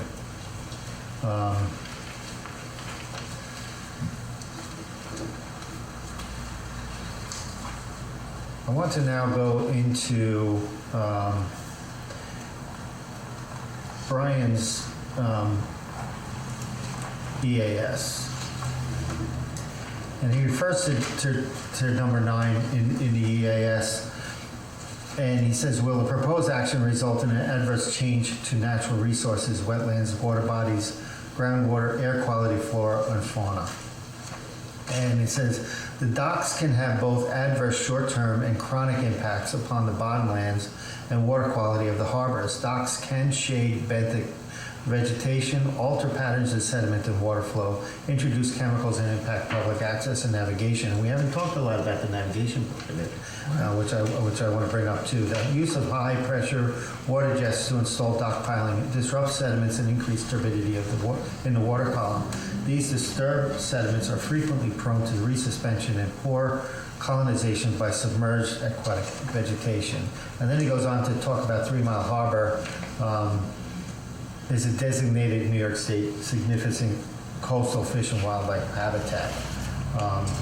And at the end of that chapter, he goes, this section of 3 Mile Harbor is regularly seeded with eastern oyster by the town shellfish hatchery. Any activity that increases the turbidity or otherwise disturbs the bottomland of the harbor has the potential to adversely impact the shellfish populations.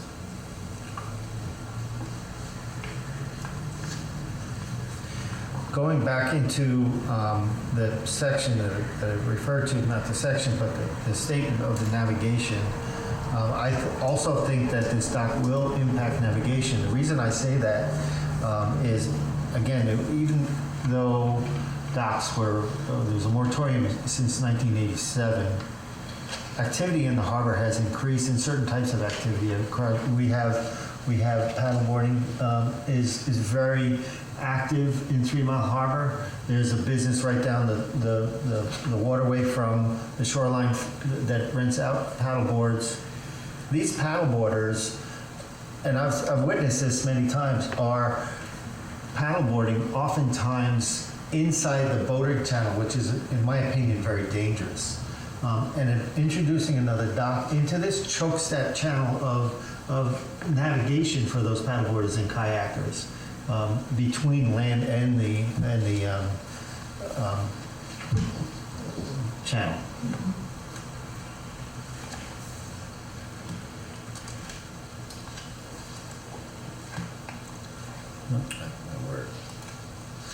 I just want to go back to now the two codes that were mentioned earlier, and I think this is paramount. Again, 255-551 is specifically talks of and implores us to look at the code as a whole, and specifically 255-111 talking about the purposes, and I just want to go through some of that with you. And then in number A, it's orderly growth. To guide and regulate the orderly growth, development, and redevelopment of the town in accordance with comprehensive plan and long-range objectives, principles, and goals set forth herein as beneficial to the interests of the people. The protection of neighborhoods to protect the established character of neighborhoods, especially residential neighborhoods, the social and economic well-being of residents, and the value of private and public-private property.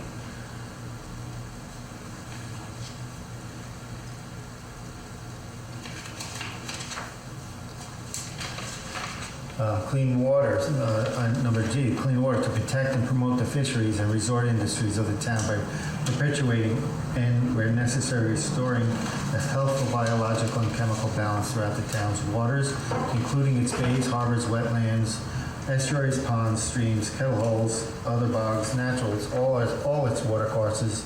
And then the aesthetic L, which I think is important here too, is the aesthetic attributes to perpetuate and enhance areas of natural beauty to retain outstanding water views and other open vistas available to residents and visitors, and to perpetuate generally those aesthetic attributes and amenities which not only please the eye, but which together are the essence of a naturally recognized character of the town.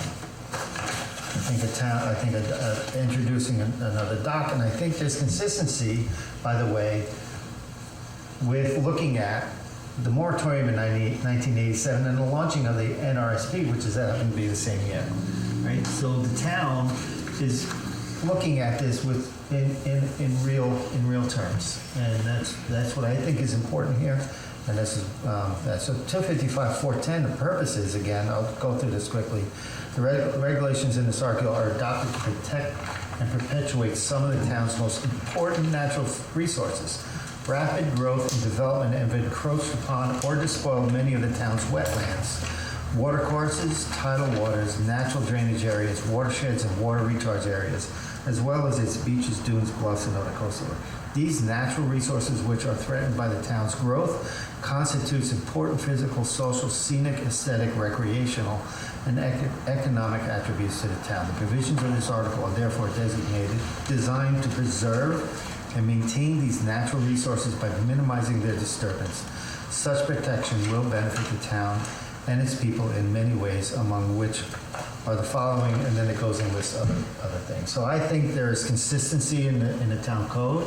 I think that in 1987, or when they developed the NRSP, they were concerned about its growth. Certainly it has grown, and I think that the fact that we do not have a dock application before us in 35 years, I think, and then the changes in the town and the waterways and the health of our waterways and tidal waters really have to be looked at closely. Therefore, I also vote to deny this application.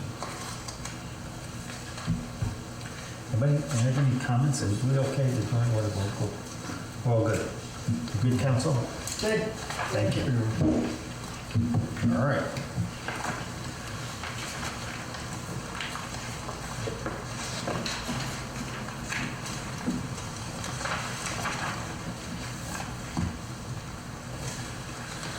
We have other decisions. Jordan Daniel, 22 Abraham's Path, East Hampton, Suffolk, tax map number 300-120-03-09. To modify a June 6, 2021 ZBA determined which approved the 70 square foot variance from allowable building coverage in order to construct a 36 square foot bathroom addition. The modification is proposing to alter the location of the addition and add an additional 12 square feet. Okay, so, Old school. doing the survey, has paper surveys. So they're looking to, they were approved a 36 square foot bathroom addition, and they have changed the location of the bathroom addition, and they've increased it in size to be 48 square feet. So if the board wants to see it, I can bring the surveys up. I remember this. They don't know to do it this way. Yeah, This is the new survey, this is the approved survey. What's the date of the survey for the record? A new one? The new survey is dated January 7th, 2022. And the approved was dated December 7th, 2017.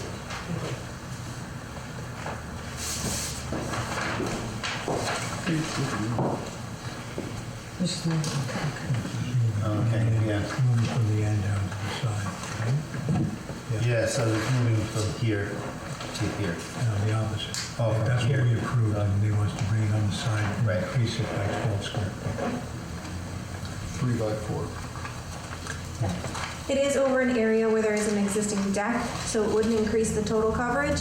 However, that's not, they have plenty of room in total coverage.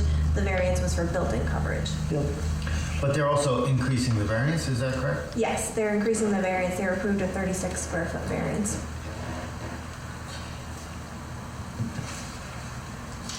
I I think because it's increasing the variance, this does definitely have to go to a hearing. I was just thinking that, yes, I agree. Yeah, I think when we, if I remember back correctly, this was a split vote. There was a lot of conversation about it. I think it was a 3-2 approval. I think that along the lines of it, which was stated by the chair, since we're increasing the variance, I don't see this having, being approved as modification. I think it has to go back to a hearing. So it would have to have a hearing regardless, if you would hear it as a modification, or if you would like it to be a brand-new application. I think that's the question. I don't think, I don't know, would anybody have any comments? I think it should go through as a modification. I do, yeah. Yeah, I really Me do. too. I mean, I think it would be onerous to otherwise. I can agree with that. I'm in agreement with that. I recall this is a very It's non-conforming increasing the non-conformity. situation as a starting point, so. They're going to vote to have a rehearing and to Right. modify an existing determination. You need a motion for that and a unanimous vote. Okay. This is in my, All right, give it another hearing. did you have a comment? Well, I'm concerned because it's increasing the non-conformity again. But, yeah, it's a small number, and And they're we still can have a subject. rehearing. They're still Yeah, subject to all the I know, postings but and mailings still, to the rehearing, so. we'll give it So another what are we hearing. doing? We're gonna make a motion to go to a rehearing.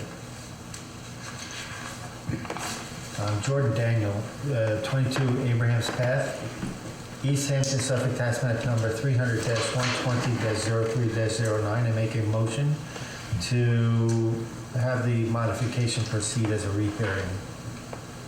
I'll second that. I concur. I concur. Oh, okay. Concur. Thank you. Yeah, my- what? Next is Kristen Boncher and David Bank at 40 Flaggy Hole Road, Springs, Suffolk tax map number 300-03-08-3.2, to modify a July 13, 2016 determination which approved the construction of an 828 square foot swimming pool with coping 15 foot from the rear property line where 20 foot is required. The applicant is requesting to modify the determination to include approximately a 928 square foot patio located 15 foot from the property line where 20 foot is required. Okay, so this one, so I'll bring up the survey and show you. I don't have the approved survey printed. I did have it on the screen, but, so they're not looking to increase the variance on this one. It's a side yard variance from the rear yard. The swimming pool was approved with coping, and the slate patio was approved behind the swimming pool. What they've constructed is the patio is in line with the swimming pool, so that would need to be included as part of the, Right, but they're still increasing the nonconformity. Yeah. they are. They're increasing the nonconformity, they're not increasing the variance. So it's not getting any closer to the patio, or to the side yard.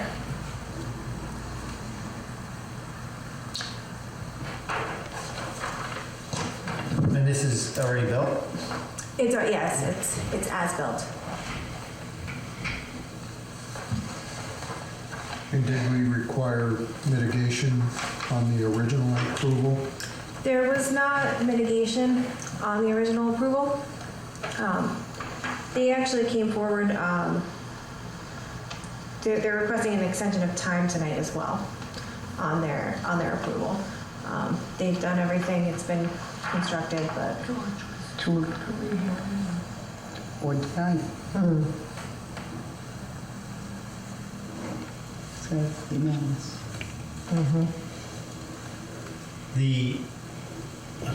Let's go back, originally, the pool was approved by the zoning board, or was it built and approved by the zoning board? Was relief granted as a built, as built? it was, granted as opposed. Construction. So this is only. What was the uniqueness of the approval? Well, it doesn't matter. We still have to make a decision whether, how it's going to go forward. But 928 square feet apparently. Well, that's an increase of 100. It probably doesn't matter for you to look it up now. I mean, Yeah, we still have to figure out how we're moving forward on this. That's the thing, right? I have the determination. So our choices are either to Rehear. Rehear rehear it as a Or deny modification this. or deny it and Right. have And let them have Let 'em a new apply. application. Those are our choices.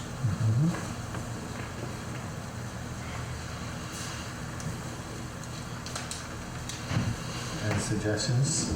I'm okay with proceeding on a rehearing on the modification. We can ask for mitigation during that time. Yeah, I would be in agreement with that. I'm comfortable with that, to have it as a rehearing. Yeah, okay. I'm going to make a motion. Do you have another comment? Yes. Terry? She, Do you have another comment? she said no. We ready? Yep.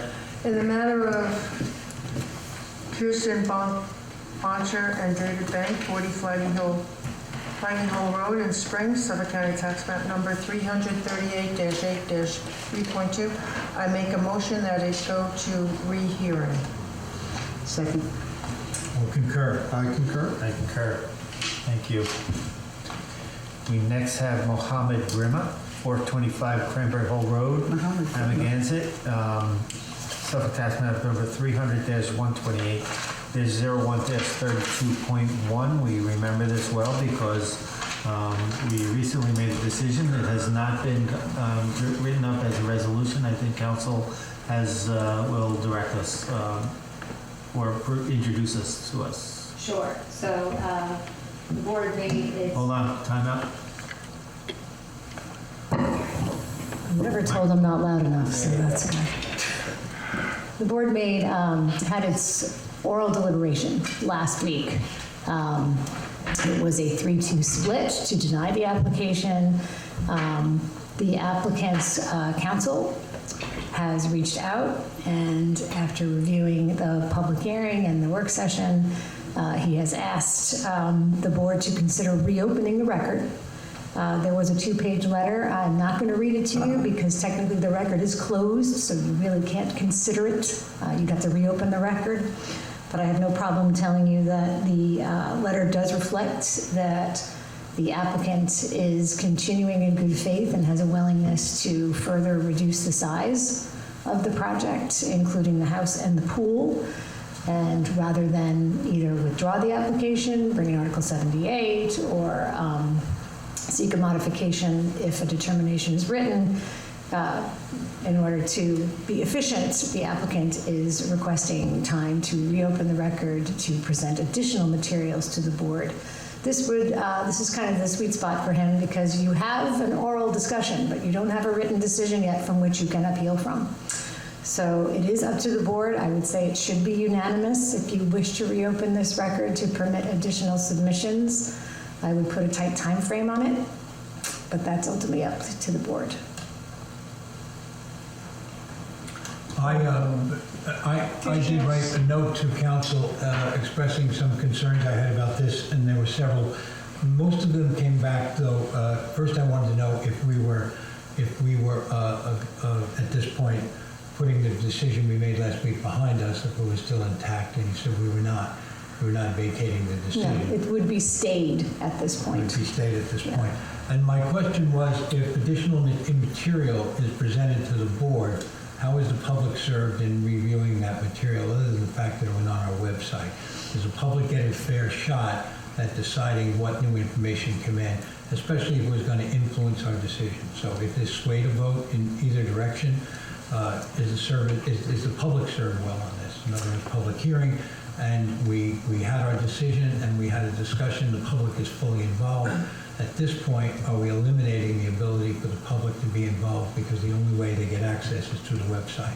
And should new information that could influence a decision be more readily available to the public? So that was what I raised as a question, and I think it was answered back in terms of, now how would you answer that now for the record? For the record, obviously, the written submissions would be part of the public record, and I am under the impression that this applicant would be, or his counsel would be more than willing to do another hearing so that the public can be heard in the public setting. I think the idea here is because you're in that spot between an oral decision and a written decision, that they're willing to do whatever the board wants to make sure that it meets the public comment period, if that's just the written and/or another hearing, which they had to do postings and mailings for. It's not just a continuation. If we adopt the determination, they still have that option. You adopt the But it's your determination, option. yeah, because right now the determination is stayed, and that's with the applicant's counsel's permission, at least, a week or two, while the board had time to consider whether or not it wishes to reopen. Obviously, if the board sticks with the determination, it gets written, it gets adopted next week. And then the applicant's options are, as pointed out, to seek a modification, to file an Article 78, to technically, the applicant at this point could technically withdraw the application and refile. But because of where this is in its process, this was one of the options that is truly in the board's discretion, because you're in that sweet spot between the oral decision and the written decision. Well, for me, this is just my opinion. Procedurally, I'm not comfortable with this, only because we already do have a process. And it's outlined in your email where wait for your decision to be finalized and adopted, and seek a rehearing, withdraw the current application, which is usually in the past what's done. So in other words, we already had in place a process. And I think this is a very slippery slope if we reopen this hearing, because I think it opens the door to, every time there is a denial, that this is what people or applicants or agents will try to do. So I think we already do have a process in place. And like I said in the past, normally the agents or applicants have withdrawn the application. So for me, I would be not comfortable agreeing to this, and those are the reasons why. And you said we have to be unanimous? I don't think so, because you need to be unanimous for a rehearing as well. Yeah, so Okay. that would seem to do it. That would seem to squash it, yeah. Yes. Do you feel the same way? Yeah, well, I mean, I feel- I kind of think, I understand where Denise is coming from, and we do have process. But as council suggested, the applicant is kind of in a sweet spot here, but as a board, we also have to be reasonable. And if there's a chance of the applicant coming with information that might be material to this, is it a reasonable request to grant their request at this point? And that's the question I have. we gave them additional time after the original hearing when they wanted to resubmit. I understand what you just said. I just think this is kind of a precedent-setting decision. I mean, it really opens the door to interfering with a process that we have. So I don't see myself changing my mind. So absent this information, we do not open the record and Right. listen to, then those three options are Still available to Right. them. they can withdraw this application. Right, exactly. And it is also a way of reasonably looking at it, I voted for it, but I happen to agree with Denise's position on this. Yeah, She made a very valid point. yeah. The slippery slope. This is going to be the way we deal with every denial, and not that it would be every denial, but we open up this sort of back door, if you will. I don't think it's in the public's best interest, unfortunately. So I'm in agreement with her on this. And Ed? Well, I'm in agreement with both Member Brenneman and Savarese. I think that They made good points. I go back to what I said about serving the public as well. I just don't know that I'm comfortable with information coming to the board, and the board makes a decision, and the public does not have an opportunity to react to it in an open and fair manner. And it may be maybe a very solid bit of information we get from the applicant. It may be something that we look on very favorably. I still think that I'm more comfortable thinking that the public has a chance to interact on this the way we've set it up. And following what Member Savory said, there is a process here. And if the process exists, I certainly don't want to think about having to reschedule something we've looked at a long time. On the other hand, I don't want to create a mechanism or help create a mechanism that allows other applicants to find a way around an immediate decision that they not take favorably. So I'm with those who are saying that I'm against. And Terry, did you? Yeah, you know my decision. I am too. I thank you, Denise. That was good reasoning, and I do agree that that's an important factor here. So I think we are unanimous. Do we have to make a motion? I'd make one just for the record, yeah. Okay, Tim, would you like to make a motion? I think it's a Denise. Okay. Oh, okay, so, No, where is that against it? I know, but for some reason I did. That's fine. For some reason she was silent. You're welcome. Here we go, welcome. Appreciate it. Application. Okay, so that means,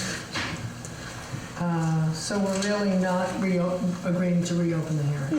Okay. Yeah, the request the is records. denied. In the matter of Mohammed Graham, 425 Cranberry Hole Road, Amagansett, Suffolk County Tax Map Number 300-128-1-32.1, I make a motion to deny the request to reopen the public hearing. The record. Second? Second.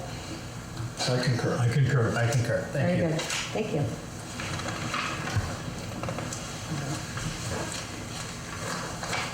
So why did you jump to Grimmer? They were, okay. We're, You were there. yeah, we did it. We're in line. Okay, We were there. Don't we have resolutions? That's next. That's next. We have extensions of time. Extensions of time, minutes, and then resolution. And, Oh, okay, the Grimmer's there. Yeah, I know, but it was. Yeah, well, okay. Okay. Now we're going back up. We have to have a discussion on that. Extension of time, Wong at 24 Maidstone Park in Springs, so tax map number 300-038-04-4. Okay, so this is an extension of time. The determination was filed in 2018 for 5 variances to demolish an existing residence and construct a 957 square foot one-story residence within front yard lot line setbacks beyond the allowable coverage and outside of pyramid. So there were quite a few variances here. They have not done any work at this time, and they are looking to extend it in order to obtain a building permit. I'm sorry, I missed the date when this was first. It was June 13th, 2018. Okay. So a fairly recent determination. And what was it, 36 months or is? Yeah, it Yes. just expired. Okay, it just expired. I have no reason to deny their request. Yeah, I'm okay with we the agree. extension. Me too. I'm in agreement.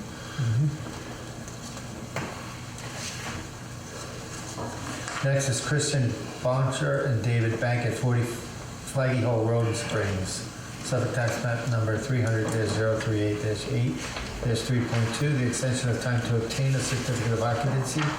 Determination filed 7/13/2016, which allowed the construction of an 820 square foot swimming pool with rear lot line setbacks. The work appears to have been completed at this time. But didn't we just Yes, do we this? just did that. There Yeah, were okay. modifications, so we can't go through this, right?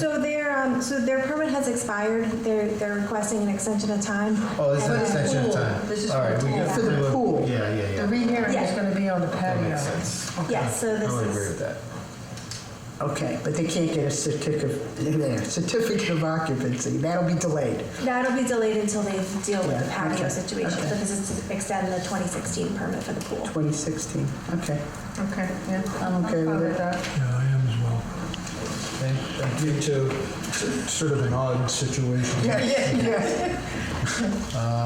Minutes, approval of minutes for April 5th, 2022.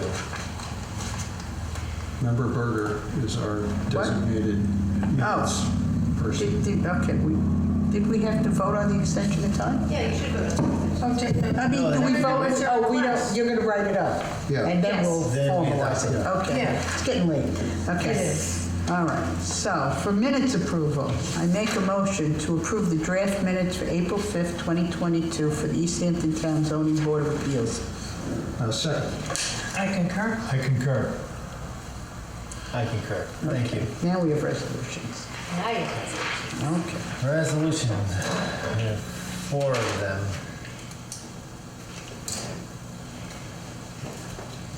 Did we have to Yes. discuss something again? Nope, I don't think so. So you have Frank Davis, which is 42 Captain Kidd's Path. Hold on, sorry, not Montauk. This was on for last week, but there was a question about one of the conditions and about which portion of the deck could not be enclosed or converted to living space. The board voted, and we have since So you updated the draft to reword it specifically so that we talked about the living, not to convert to living space, the decking area on the north side of the residence as depicted on the approved site plan survey. And then we list the, I think it was on the first floor, Yes. actually, that little square or rectangle. so that was the only change to the draft that was circulated prior. So do I have a motion to adopt it as drafted now? Yeah. The revised draft was circulated to you. Okay, so I will make a motion for Frank Davis at 42 Captain Kidd's Path in Montauk, tax map 300-004-01-02 to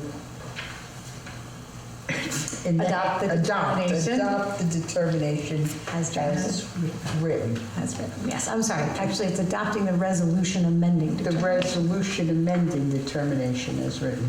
Okay, do I have a second? I'll second it. I concur. I concur. I concur. Okay, Thank you. thank you. Next is Jeff Whelan. Wyland.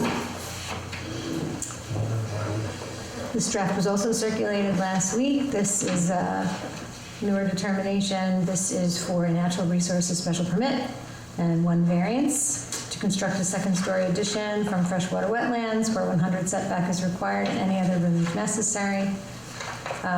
This was a situation where we had all concurring and a dissent from member Savarese. So do I have a motion to adopt this determination as written? Yeah, I'll be glad to make that. So in the matter of Jeff Wyland at 170 Marine Boulevard, Hampton Dunes, Amagansett, Suffolk County Tax Map 300-176-4-12, I make a motion to accept this determination as written. Adopt. Adopt. Adopt. What are those other words? Yes. Yeah. Second? Second? No, second. I'll concur. Abstain. I concur. Thank you. And Ed, you're also? What? Did Ed concur? Yeah, Sorry. Ed Oh, I missed it. Sorry. Next is Bunker Bay Real Estate Holdings LLC. Right, this was also a determination that was circulated. This initial application was to actually construct a 2778 square foot residence. And this was the application where they actually reduced the size of the home. Remember, now it's the modular home. That was an interesting moment on the public hearing. Okay, good. Yeah, and he has since, the split rail fence really was as a result of the DEC's requirement. And I think he has removed the impervious driveway to make it impervious structure. And we had a full concurrence on this one. So do I have a motion to adopt this determination? In the matter of Bunker Bay Real Estate Holdings LLC at 32 Bayview Avenue in Amagansett, Suffolk County Tax Map 300-106-1-25.1, I make a motion to accept the Determination. determination as written. Adopt the determination as written. That's what I was, all right, I got it. Do I have a second? Ed, second, thank you. Concur. I concur. Okay. All right, next we have Stephanie Pietromonaco at the Forest Road, Montauk. So this was the removal of the existing mobile home and replacement in place and in kind. This did have the kind of significant variances, 7 of them, none of which were, feasible to do anything with the property without getting. We had a unanimous approval of this. Do I have a motion to adopt the determination as written? Yes, you do. In the matter of Stephanie Petromonaco, 100 DeForest Road, Montauk, Suffolk County, tax map 300-32.1-01-244. I'm going to make a motion to adopt the resolution as written. I'll second that. I concur. I concur. I concur. Thank you. Council has requested that we go into an executive session for a legal matter, Very briefly. right? Do I have a motion? Yep, and Vice Chair, can I have a motion to close the work session and go into executive? Second? I'd like to make a motion to close the Town of East Hampton Zoning Board of Appeals work session for April 12th, 2022, and to move into an executive session immediately afterwards. I second. Concur. Concur.